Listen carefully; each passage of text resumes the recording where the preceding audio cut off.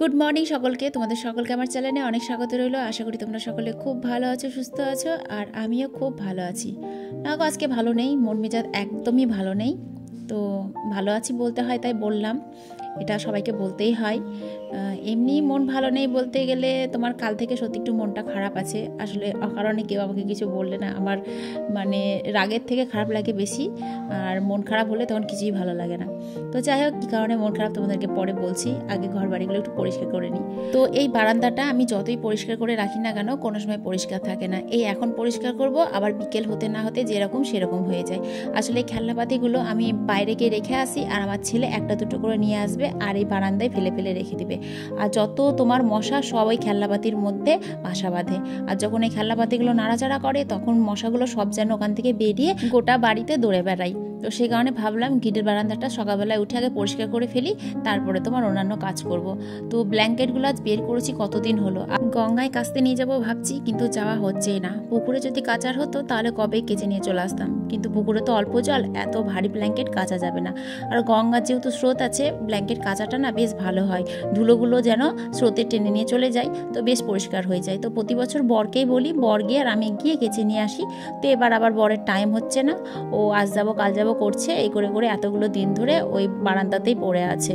আর বারান্দাতে থেকে রাস্তার ধুলো যেন আরও ব্ল্যাঙ্কেটে পড়েছে, দিয়ে আরোই ধুলো হয়ে গেছে। তো দেখি কবে যাই। তো ছাদে এলাম একটু ছাদটা দেখতে, যে ছাদ দেওয়ার হলে ছাদ দিব, না হলে থাক। তা আমি এলাম, আমার সঙ্গে সঙ্গে আমার সঙ্গপঙ্গও সব চলে এসছে। তো ছাদে দেখো কত হনু ঘুরে বেড়াচ্ছে। তো ছাদে তেমন কিছু ছিল না, যাই হোক ছাদ থেকে নিচে নেমে এলাম। আর এদিকে আমার বাসন কুসুন মাজা ঘষা, বাড়ির যা কাজ কাম সব কিছু হয়ে গেছে। আর ভলুর গায়ে জানো তো খুব লোম উঠছে, এত লোম উঠছে কি বলবো। ঘর ছাদ যখন দিচ্ছি তখন ঝাঁটার আগাতে তুলোর মতন দলা পেকে পেকে মানে গড়ে বেড়াচ্ছে। তো ভাবলাম স্নান করার আগে ওর গাটা একটু ভালো করে ঝেড়ে দিই। তো কাপড় কাচা ব্রাশ দিয়ে ওর গাটাকে ভালো করে ঝেড়ে দিলাম, আর একটু শ্যাম্পু দিয়ে ভালো করে স্নান করিয়ে দিলাম। তো বাবু স্নান টান করে চলে গেল রোদ পোহাতে, আর এদিকে আমি বসলাম রান্না করতে।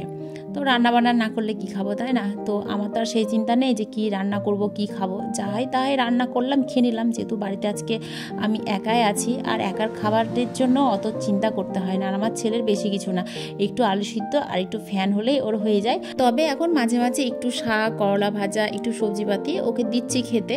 না খাওয়ালে হবে বলো? শিখতে তো হবে, কতদিন ফ্যান আর আলু সিদ্ধ ভাত খেয়ে থাকবে। তো আজকে মন খারাপ কী কারণে সেটা তোমাদেরকে বলছি। ওই যে কালকে তোমাদেরকে বললাম না যে পুকুরে স্নান করতে গিয়েছিলাম, দিয়ে ঝগড়া করে এসেছি। ঝগড়া বলতে সেই ঝগড়া না, আসলে কি বলো তো, আমি যখন পুকুরে স্নান করতে যাই তখন আমার সঙ্গে ভুলু যাই। তোমরা তো দেখোই আমি যেখানে যাই সেখানে ও যায় সঙ্গে সঙ্গে, তো প্রতিদিনই যাই। তো আজকেও গিয়েছিল সঙ্গে। তো যাই হোক, ওখানে সব ছোটো ছোটো বাচ্চারা দেখলি তো মাছ ধরছিল, তো ওদের সঙ্গে আমি কথা বলছিলাম, গল্প করছিলাম, ওরা কি মাছ ধরছিল সেটা দেখছিলাম দাঁড়িয়ে। তো আমার সঙ্গে ভুলু গিয়েছে, ভুলু লেগে গেছে গরম। ও বাবু পুকুরে গিয়ে স্নান টান করে রোদে ছোটাছুটি করছিল। কুকুরের তো নিয়ম আছে জানো, যে স্নান টান করার পর ওরা বেশ একটু রাস্তাঘাটে ছোটাছুটি করে, মানে গাটা শুকানোর জন্য। তো পুকুরের ধারে যাদের বাড়ি আছে তাদের ছাগলগুলো তোমার জমিতে বাঁধা ছিল। তো ভুলু স্নান টান করে ও দৌড়াদৌড়ি করছিল, দেখে ওকে দেখে না ছাগলগুলো ভয় পেয়ে গিয়েছে। ছাগল কুকুরকে দেখে তো ভয় পাবেই। তো আমার ভুলু কিন্তু ওদেরকে কামড়ায়ও নি, তারেও নি, কিছুই না। ও কিন্তু নিজের মতো নিজে ছুটাছুটি করছে গাটা শুকানোর জন্য। তো ছাগলগুলো ওকে দেখে প্রচণ্ড ভয় পেয়ে গেছিলো, ভয় পেয়ে ওরাও কিন্তু ছোটাছুটি করতে লেগেছে। তো যাদের ছাগল তারা কিন্তু ওখানে বসেছিল, মানে আম গাছের তলায় বসে হাওয়া খাচ্ছিল, তাদের ফ্যামিলি সবাই মিলে। যেহেতু ওদের হয়তো কাজকাম হয়ে গেছিলো, সেই টাইমে বসে সবাই মিলে গল্প করছিল আর হাওয়া খাচ্ছিল। এদিকে ছাগল বকরিও দেখা হচ্ছিল, জায়গাটা বেশ সুন্দর। আমি যদি ওখানে থাকতাম তাহলে হয়তো আমি ওরকম পুকুর পাড়ে কাজকাম সেরে বসে থাকতাম। তো আমাকে দুবার তিনবার হয়তো ডেকেছে, আমি শুনতে পারিনি, যেহেতু আমার থেকে অনেক দূরেই ছিল। সত্যি শুনতে পারিনি, আর শুনতে পাবো কি করে, যেহেতু বাচ্চারা জলে মাছ ধরছে, চিৎকার চেঁচামেচি করছে, ওদের সঙ্গে আমি কথা বলছি। যেহেতু আমার পুরো মাইন্ডটা কিন্তু ওই বাচ্চাদের মধ্যেই ছিল, ওদের কথা আমার কানে আসেও নি, আমি শুনতেও পাইনি। তো আমার বোন কিন্তু পরে যখন শুনতে পেয়েছে তখন আমাকে বলছে, দিদি ওরা গালাগালি করছে, ওরা ভুলুকে তেড়ে দে। তো প্রচণ্ড হারে গালাগালি করছিল, যেগুলো মুখে আনার মতন না। মানে কি বলবো, মানে গালাগালির মধ্যে উচ্চ যেই সব গালাগালিগুলো হয় সেই সব গালাগালি পর্যন্ত আমাকে দিয়েছে। তো গালাগালিগুলো আমি শুনতে পাইনি। তো আমার বোন আমাকে যখন বললো দিদি ওদের গাল দিচ্ছে, তুই ভলুকে তেড়ে দে, তখন আমি কান করলাম, দেখলাম হ্যাঁ প্রচণ্ড গালাগালি করছে। তো আমি বললাম এতে গাল দেওয়ার কী আছে, আমার কুকুর তো তোমাদের ছাগলকে কামড়ায়নি বা তাড়েনি, ও দৌড়াদৌড়ি করছে তাই তোমাদের ছাগলটা ভয় পেয়ে গেছে। এটা যদি তোমরা ভালো করে আমাকে ডেকে বলতা তাহলেই হতো যে কুকুরটাকে তাড়িয়ে দাও কিংবা কুকুরটাকে আসার সময় নিয়ে আসবে না, হয়ে গেল, মিটে গেল ঝামেলা। এভাবে গালাগালি কেন দিচ্ছ? যদি কামড়াতো বা কিছু করতো তাহলে যদি গালাগালি করতো তাহলে আমি শুনতাম। এটা তো ঠিক না যে তোমরা এইভাবে এরকম ভাষায় গাল দিচ্ছ। তো আমাকে বলছে যে হ্যাঁ তোমাকে তো কখন থেকে বলা হচ্ছে, তুমি শুনতে পাচ্ছ না, আর যখন গাল দিলাম তখন তোমরা শুনতে পাচ্ছ। তো আমি সেটাও বললাম যে দেখো তোমরা গাল দিয়েছো সেটাও আমি শুনতে পাইনি, বা তোমরা আমাকে ডেকেছো সেটাও আমি শুনতে পাইনি, কারণ আমি তোমাদের বাড়ির ছেলেগুলোর সঙ্গে মানে মাছ ধরা দেখছিলাম, ওদের সাথে কথা বলছিলাম। তো ওদের সঙ্গে কথা বলছিলাম বলে আমি তোমাদের কথা শুনতে পাইনি। যদি শুনতে পেতাম তাহলে তো তাড়িয়ে দিতাম। তো এই যে আমি এখন শুনতে পেলাম, এখন কি আমি চুপচাপ দাঁড়িয়ে আছি না ওদের সাথে কথা বলছি? আমি ভলুকে তাড়িয়ে দিচ্ছি। তো এটা ভালোভাবে বললেও পারতে, এত গালাগালি কেন দিলে? তো ঘাটে যারা ছিল তারা সবাই বলল হ্যাঁ ও তো ঠিকই বলছে, এইটুকু সামান্য ব্যাপারে এরকম করে গালাগালি করাটা ঠিক না। ওর তো কুকুর কামড়ায়নি বা তোমাদের ছাগলকে কিছু বলেইনি যে তোমরা বেকার বেকার গাল দিচ্ছ। তাই আমি বললাম দেখো আমরা মানুষের সঙ্গে কথা বলি, হ্যাঁ, কিন্তু আমরা এত গালাগালি দিয়ে কারোর সঙ্গে কথা বলি না যেটা তোমরা বললা। আর তোমাদের কাছে এই ভাষাটা ছোট হতে পারে, কোনো ব্যাপার হতে নাও পারে, কিন্তু এটা আমাদের কাছে অনেক বড়। তো যাই হোক, এই কথা বলে আমি ওখান থেকে চলে এলাম, ভলুকেও তাড়িয়ে দিলাম। তারপর ওকে বাড়িতে রেখে গিয়ে আবার স্নান করে এলাম।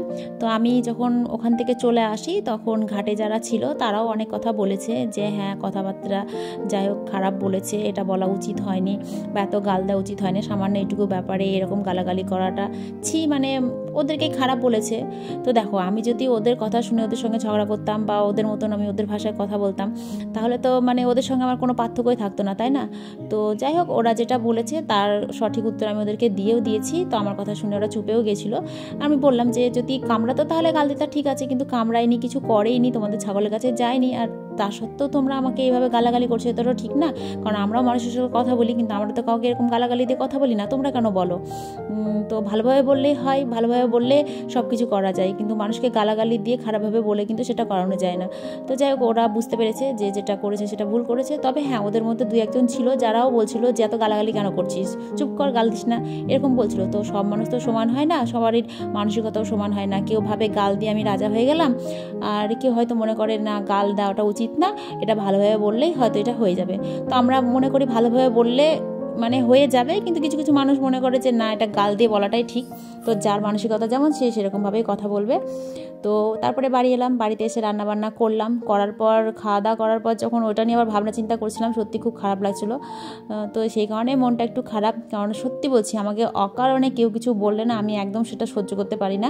তখন মনে হয় যে হ্যাঁ ও যা বলেছে তার থেকে 10 গুণ আমি বলে দিই, কিন্তু বলি না, কারণ বললে তখন আমি খারাপ হয়ে যাব মানুষের কাছে। এই যে ওদেরকে কিছু বললে তখন আমি খারাপ হয়ে যেতাম, কি দরকার বলো? আর হ্যাঁ, একটা কথা কি বলো তো, আমি যদি দোষ করি তাহলে হ্যাঁ আমি গাল খাবো, মার খাবো, আমাকে যা খুশি বলো সব আমি সহ্য করে নেবো যদি দোষ করি। আর দোষ না করার পরেও যদি আমাকে কেউ একটা মানে উল্টাপাল্টা কথা বলে, আমি কিন্তু এটা সহ্য করতে পারি না। আমি সঠিক তার উত্তর দিয়ে দিই, সে মানে যে কেউ হতে পারে। আর আমি মানে অন্যায় সহ্যও করি না, আর আমাকে অন্যায়ভাবে কেউ কথা যদি বলে তাহলে সেটা মেনে নিতেও পারি না। তো আমাদের ফ্যামিলিতে অনেকেও আছে যে মানে আমার এই জিনিসটা মানে মেনে নিতে পারে না, তার জন্য আমি সবার কাছে খারাপ হয়ে যাই। মানে ধরো কেউ হয়তো অন্যায় করলো, আমি বলে দিই হ্যাঁ তুমি এটা অন্যায় করেছো, বা কেউ যদি ভালো কাজ করে হ্যাঁ বলি এটা তুমি ভালো কাজ করেছো। মানে কি বলো তো, কেউ থাকে না এমন মানুষ যে হ্যাঁ অন্যায় করলে বলে না যে হ্যাঁ তুমি অন্যায় করেছো, বা দোষ করলে বলে না যে হ্যাঁ তুমি দোষ করেছো, ঢাকার চেষ্টা করে। কিন্তু আমার কাছে বাবা অন্যায় মানে অন্যায়, আমি যদি অন্যায় করি তাও আমি বলবো হ্যাঁ আমি কাজটা করেছি, বা কেউ যদি করে তাহলে বলবো হ্যাঁ তুমি এটা করেছো। আমি মানে মিথ্যে কথা, মেন কথা হচ্ছে আমি মিথ্যে কথা বলতে পারি না। তো সে কারণে আমি আমার নিজের ফ্যামিলির লোকের কাছেও অনেক সময় খারাপ হয়ে যায় যে তুই এটা কেন বললি, এটা কেন করলি, মানে এরকম আর কি। আর একটা কথা কি বলতো, অন্যায় সহ্য তারাই করে যাদের স্বার্থ থাকে, আর আমি কারোর সঙ্গে স্বার্থ নিয়ে চলি না, না আমার ফ্যামিলির সঙ্গে আমি স্বার্থ নিয়ে চলি, না আমি বন্ধু বান্ধবকে নিয়ে স্বার্থে চলি।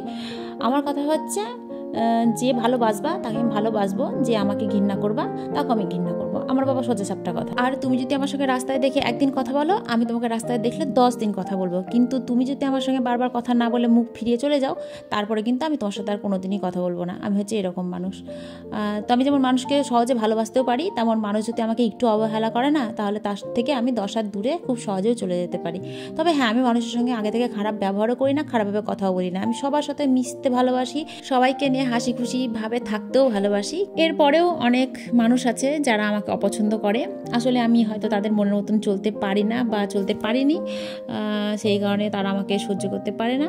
তো পারে না সেটা তাদের ব্যাপার। হয়তো তাদের মনের মতন ভাবে আমি চলতে পারি না, বা তাদের মনের মতন হয়তো আমি না। তো তারা তাদের মতন থাকুক, ভালো থাকুক। আমি আমার মতন ভালো আছি, আমার নিজের সংসারে আমি ভালো আছি। সত্যি আমি খুব ভালো আছি। আমি আমার বরকে নিয়ে, আমার ছোট্ট একটা সংসার নিয়ে সত্যি আমি খুব ভালো আছি। ভাবতে পারিনি যে ভগবান আমার কপালে এতটা সুখ লিখবে। সত্যি মানে একটা সময় আমার যেভাবে দিন কেটেছে, তো তার পরিবর্তে যে আমি এত ভালো এক দিন পাবো, আমি জীবনে কোনো দিন ভাবতে পারিনি। আমি আমার এই যে এত সুন্দর একটা ছোট্ট সংসার নিয়ে সত্যি খুব ভালো আছি। তো সবাই ভালো থাকুক, আমিও খুব ভালো আছি।